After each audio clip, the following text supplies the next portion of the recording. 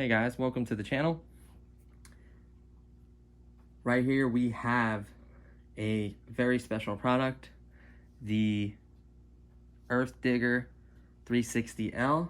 So without further ado, let's jump into the unboxing. So we want to be careful unboxing this. I think this is the right way up. I got to be careful about that. There are important notices on this box, such as immediately check it and take pictures if there's any damage. That way they can send you the parts or whatever it is to make it correct. The box looks in pretty decent shape. This corner is a tiny bit smashed. Shouldn't be nowhere near it because there is quite a bit of padding and foam in here. But we'll go ahead and just open this up. Let's see here. I don't even know how to be. I guess we can cut it across the back. There is tape everywhere on this thing, which it should be packaged really well. So let's go ahead and open this up and cut here. And I may even cut across this back side. The only thing is I'm not sure which way is up. I don't want this to be on its side too long. Theoretically, this machine should be dry, meaning it has no, okay, so it's this way. Okay, there we go. So this side should be up, is what I can tell from feeling the foam. I want to make sure we're in the shot. Let's back it up just a hair. Make sure I get everything in the shot. So we're going to try to slide it out. Oh, we got some information right here. So it looks like we have the good old Earth Digger stickers right here. Set these to the side or over here for now. We have read below. You are subscribed to our news seller. This, thank you for your purchase from RC4WD Drive. This is the quick start guide they issue. I guess they started doing that. Technically, it's kind of useless, really. It tells you the controls and basically how to add oil to the machine. That's about it. You are going to have to either get, some of them I think sent thumb drives, and some of them did tell you to print off the instructions, which I already did for this machine. So I don't know if I mentioned it. This is the Earth Digger 360. I'm just so excited. Sorry, I'm kind of all over the place. So let's, further ado, let's try to pull this whole thing out. Oh, that's heavy. This machine is extremely heavy. You know what? I just might go ahead and just cut the box at the top, like so. This blade is plenty sharp. I'm just gonna go ahead and just do that. Makes our life a lot easier. So let's get in a little bit better position. So I just literally cut the top off like that. You can see the shape of it right here. What's over here, just some information.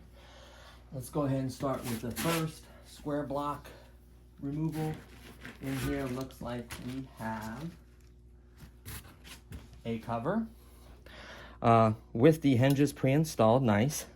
This seems to be the back cover. Let's set that to the side. And then in this bag, we'll just quickly get everything out. Looks like we get a bottle, pretty typical, just to fill up the hydraulic system. Looks like we get some type of, let me see the end of this, let's see the USB plug. Looks like some kind of wire we connect to the transmitter, probably to do some programming or download or update the firmware on the transmitter. Looks like a USB stick. This may have like maybe the file and information for it, or maybe like a manual or something on here. Probably most likely the files for the transmitter. And then we also have, looks like some spare track links. Wow. Just really quickly, I'm going to pull one out. Man, that is thick. I haven't seen track links that thick. That is extremely heavy, thick track link. Wow, those are going to last. And then we do also have a pen right here. I'm sure it's pretty important. So let's go ahead and put that back in here for now. And zip that up. And then we also look like we have a few bits. So it looks like some plexiglass. Well, no, maybe, no. Yep, a piece of plexiglass, 2 hinges, some little light covers, the back light covers, a couple mirrors, it appears to be, and probably the glass for the mirrors. So that's really, really cool. Kind of a few little accessories there. Let's go ahead and pull this diagonal shape little sleeve out. And we have the good old transmitter wrapped up. Let's unwrap this really quickly. I'm fortunate to have the 336, the 336, or yeah, 336 GC by Cobalite. So I'm very familiar with this transmitter. You are going to need 4 AA batteries. This is your bind plug right here. And so I'm very familiar with this transmitter. You know, really good transmitter. I am going to have to label them because they look exactly the same. So it's actually a really nice transmitter. Technically, it's 10 channels plus these 2 buttons on the back, so it's closer to 12. Probably 10 channels with 2 auxiliaries, I would say. So a really nice transmitter. And that looks like that's everything in these little cutouts. So for the main event, looks like we have to pull this big foam insert. So look how thick this foam is. It's extremely thick. Oh my goodness. She is a beauty. So what I'm gonna do is give you a sneak peek in here, and then I'm gonna pull her out. Oh my God, the size of this thing is just tremendous. Definitely huge. Oh my goodness. I'm so excited, guys. So you wanna very carefully grab it. You don't want to break or damage anything on it. So what we're going to do is we're going to push the boss back, and we're going to pull it out and place it right in front of us. So we're going to get a good, we'll make sure we get a good grip, which is kind of hard the way it's in here. I don't want to grab it by any steps or ladders. I want to physically grab something hard. Hold on. I'm hemmed up a little bit with the bucket. There we go. Get that kind of undone. Oh, so the pin is out of the front. Oh my goodness, this thing heavy. So this is to remove moisture. Heavy wasn't even the word. Oh my goodness. Whew. Yeah, so the pictures online does it. Let me go ahead and detach from here, because we're gonna have to get up on this. Keep the light on there though. The pictures online does it no justice whatsoever. This thing is massive. 1/14 scale is bigger than 1/16 scale, but it's not big enough that you couldn't use it together, in my opinion. A 360 is bigger than a 333, so it wouldn't look that bad having them together. Especially, I think, for the larger dump trucks. It should be okay, especially like the Diecast Master dump truck. It's kind of big for a 16 scale. So, yeah, but I am blown away by the detail. So we'll just quickly go around it. I don't want this video to be too long. So right off the bat, looks like it's either powder coated or painted. Probably most likely powder coated. Really nice color. You can see the steps, the big cog wheel. Really nice tracks. Then we're gonna go ahead and move up the step. Looks like, there we go. It was a little bit, it wasn't really bent, it was just a little bit. There we go, perfect. You got some detail here with this, and this little like fueling, like a little fake fueling cap. Coming around the back, hold on, let me come around the machine. I'll try to move the light as well, probably. That'd be a good idea. I should have just put this on the stand and moved it all. So this is the back of it. You can see there's some information there. I'm probably gonna remove that off there. You can see where the inserts for the lights go. Nice big metal block in the back for weight. That's just incredible. Wow, that is huge. I realized how big that is. That's the back of it. I'm just trying to kind of work my way around showing you everything. So this is the sides. It does have some ventilation. I really am happy to see that. Same thing with the top right here. I am really, really happy to see ventilation. That's one thing I wanted for the 336, and you can do, is ventilation. I think that's very important for a machine to be able to breathe. So very, very important. And then you have ventilation on this side. Doesn't look like any of these side pieces open, which isn't a deal breaker. You could easily get those hinges and do that. Coming around to this side, the cab, to be honest with you, every single thing on this thing is metal. I could already tell by looking at it. Yeah, everything is metal. Here's the door. It does open up. So I think that's one of the nicest features, is the fact that it can open. Not that you could, not that you couldn't do that to other machines or modify them. Even the seat is metal. These levers, metal. The pedals, metal. Basically everything in here is metal. It's so crazy. This handle, metal, of course. Just everything is metal. It's insane. So that's how the door opens, and then you'll hear it click, just like that. There's the top of it. They did pre-install the glass in for you, so that's nice. You don't have to mess with that. Looks like we have, now there'll be other in-depth videos showing the internals. It's hard to see everything right now. So it looks like we have XT60, which is pretty common connector. A lot of folks have those. Looks like we have an oil tank, a breather, well, kind of a exhaust, should I say. There's a cap there. There is a MPA gauge, which is really nice to know what pressure you're running. That's very important. Here is the pressure adjustment. I thought this was the breather, but actually this is the breather, and this is how you adjust the pressure by turning this right there. You can see the brushless turn that connects to the cog that helps it turn. You can see some of the wiring is like wrapped or covered in something. I like that. So you don't see a bunch of wires. Here are the lines. So we have 2, 4, 6, looks like 8 lines running out. Oh yeah, because 2 of them is gonna run for this bottom section right here, and then obviously the other 4 is gonna be for here. So actually you're gonna have 4 down here and 4 up here. So that's why it's 2, 4, hold on, 2, 4. Am I confused? 2. So 2, 4. It's just hard to see in there. So 2, 4, 6. There are 6 of them, I apologize. Sorry about that, it's really hard to see. So this block is 3 large servos, and it has 6 connections. It does have some kind of splitter that breaks off of the bottom 2 to power both of these rams on either side, and then the remaining 4 comes up this way and powers obviously the stick and then the bucket roll. So the bucket is huge. It's about the size, honestly. Yeah, my fist fits in the bucket. So I have pretty stubby fat hands, so yeah, it fits in the bucket. You can see these lines are 4mm. I actually have these connections because I bought these and I thought they would work for the other one.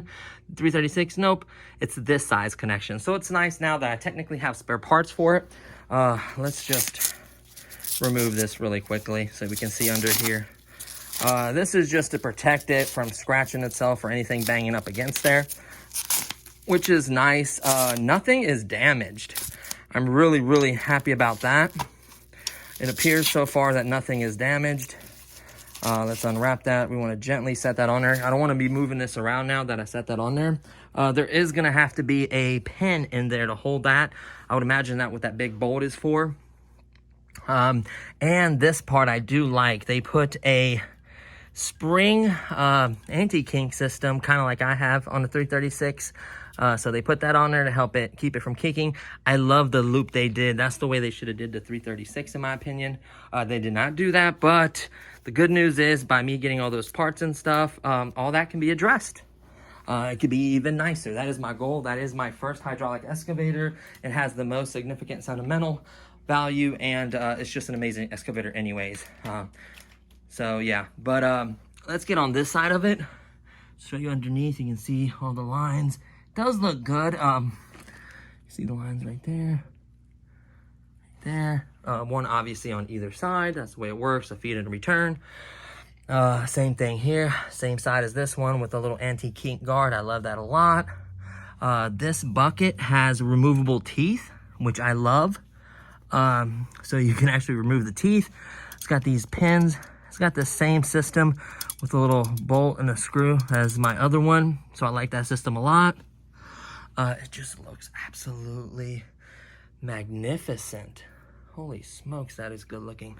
There is the lights. You can see that there's actually no wires going to it. So unfortunately, to cut down on cost of this machine, so expensive as it is, they sell things on the site that you kind of have to buy to if you want those things. So for instance, lights, I think the light kit's only like 20 or 30 bucks or something like that. If you want lights, you have to buy it. Could you wire a LED in here and just wrap or sleeve the wire and do it yourself? Absolutely. It's just nice because they have the right proper adapters. You can easily plug in some kind of light switch system in a channel and then program it onto your transmitter. So you do have quite a few options there. But it's nice because the other ones fit in there perfectly. There's a little Allen wrench, I would imagine, or a screw or a grub that holds it in place. Just run it neatly and right back in there. So I'm trying to see if anything else opens. A nice little step there. So that's really the outer of the machine. There's a lot in the workings underneath here. So it looks like, oh, it looks like there is a adjustment for pressure here. So does this not turn? Oh, it does. I don't want to move that though. So it looks like you have multiple adjustments for this machine. One here. Oh, this is a pressure bleed off, I would imagine. And this is how you adjust your pressure. And then that's your breather. That's your gauge. It's just really, really nice. Look at the size of those servos. I hope you guys can see that. They are massive. So one of the things with the XL4200, the original one, is I was impressed by its power. A lot of folks are actually digging in undisturbed dirt, which was really impressive. Sometimes they use like a reaper or something to loosen up and then they dig it, but it's technically the machine doing all the work.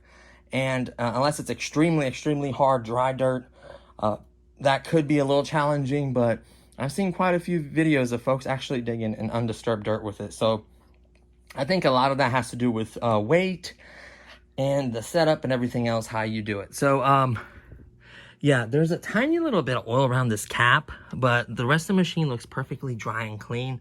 Probably a little bit came out of the breather where they did have oil in it previously to test it.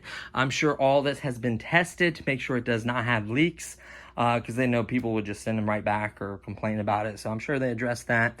To remove this top lid, to look at anything or work on anything or add fluid to make it easier for yourself, it's just 1, 2, 3, and 4 screws. No big deal whatsoever. This whole top lid just comes. Just watch it because it is connected there. So just move it to the side. That way you can see in there if you have any other leaks or anything while you're filling it. The nice part of having a breather, all your air is going to come out of here. You're just going to have to basically work the system to get all the pressure out of the system. So this will go up to, on the gauge, up to 10 MPa. It'll never run that much. 10 MPa is extremely high. For instance, 3.5 MPAs is like 507 pounds of pressure. I honestly think they operate around like 2.5 to 3.5 at most. So that's a pretty standard MPA. A lot of them honestly stick to 2.5. A lot of manufacturers will tell you they're running at 3.5. That's probably its limits. It's really hard on the pump and the machine.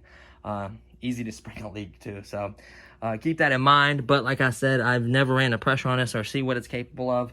I am going to run it out of the box settings, honestly. They pre-adjust this for you. It doesn't need more power than it has, I guarantee you that. Nice big, whoa, that is huge. So the only thing really is this video is long enough. I'm going to be wrapping up this unboxing. I am extremely excited. It's going to be kind of difficult to step away from this for a second. So for size comparison, I guess I could theoretically bring in the 336 and just set it next to it just to show you really quickly in the unboxing, just the size comparison. There will be a full review and comparison later on, but I feel like it just as reference, maybe if you have one already, or if you've seen one and just haven't seen this one, it'll give you a good idea of 14th scale and 16th scale, right? It'll make it a lot easier that way. So I think I'm going to do that really quickly. Okay, so I grabbed my Cobolite 336, 1/16 scale excavator, and that is the size comparison really quickly. The tracks are much longer and wider. The boom is larger and wider. Basically, the whole machine is bigger. Honestly, a 336 should be smaller than a, what is this, like a 4 something technically, isn't it? I do believe they call it like the Digger 360L, but I think when you add like the scale stickers and everything to it, I think it's like a 480. So that gives it the size comparison difference really right there. The same figure guide can technically fit in that one, and in this one, we actually have a guide for him for this machine. We actually have the factory sticker sheet for this machine. We have 2 batteries for this machine, and we actually ordered the proper hydraulic fluid for this machine. All that will obviously be in another video, but I just wanted to share all that. Minimum to get it running, you are gonna need to provide your own battery and your own hydraulic fluid. So that's minimum, and obviously 4 AA batteries. That is the very minimum to get this machine running. So yeah, I'm impressed. Definitely say the least. I'm very, very impressed. It is beautiful. So that's gonna do it for this unboxing. It's long enough. There's gonna be tons of video on this. There's gonna be a full setup video to show you guys how to put the pin in the RAM, how to install the back lid, how to put the stickers on, which my wife is like a sticker master. She's going to be putting the stickers on this because I want them to be nice. This is a very beautiful machine. I want to keep it that way. She's going to be doing the stickers. I will be putting fluid in it, throwing a battery in it, and getting it to run at some point. And then there's going to be adjustments. I think from factory, this runs off of a pump switch. It is not mixed like the 336.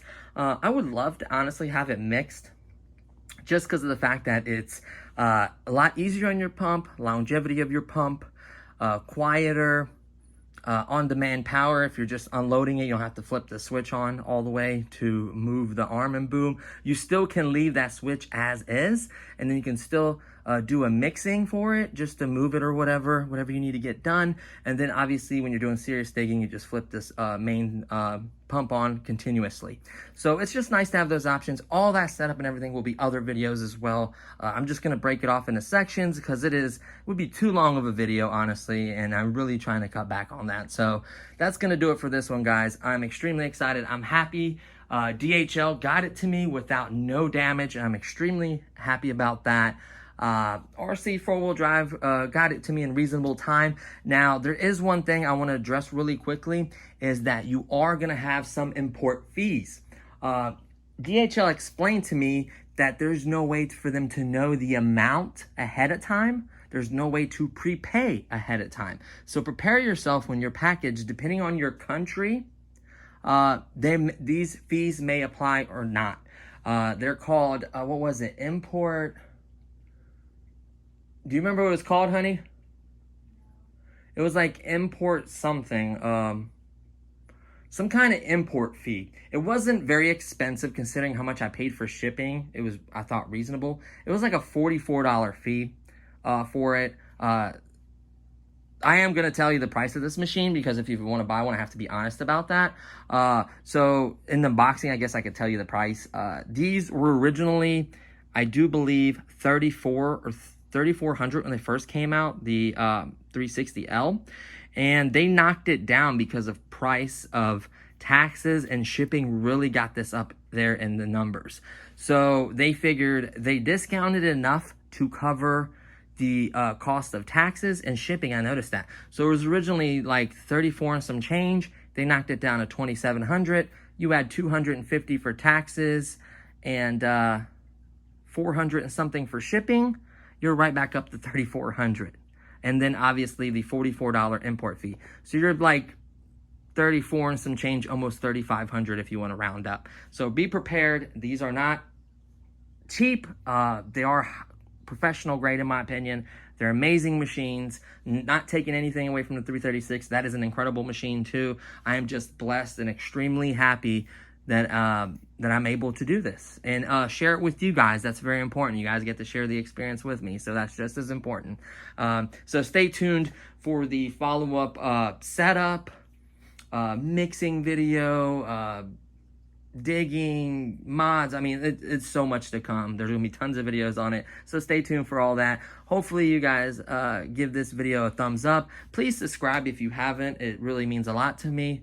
And that's gonna do it for this one. So I'll see you guys next time.